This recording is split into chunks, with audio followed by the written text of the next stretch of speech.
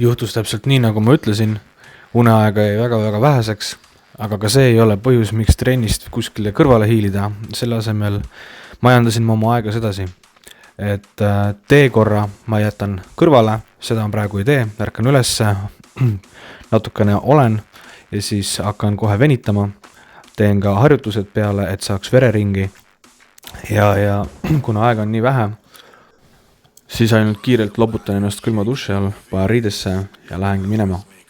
Ära unusta, et sa oled kaotanud alles siis, kui sa mitte midagi ei tee. Hakka kuskilt pihta ja sa teed kindlasti rohkem, kui sa alguses arvad. Mina arvasin, et tänane hommik on täielik katastroof, aga ei, ma sain oma vere käima, ma sain ennast tõrnalt higile ja see on ka kõige selle eesmärk.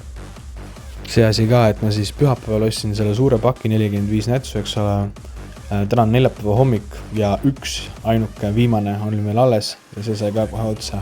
Nii et, mis ma eelmistes videodes mainisin siin kuskil, et läheb palju nätsu, siis nüüd on teada täpselt, et jah, rohkem kui 45 läheb nädalas. Sellega peaks midagi ette võtma. Aga noh, minu mõte oli selles, et lõuad käivad ja see on ka väike kalorikulutus.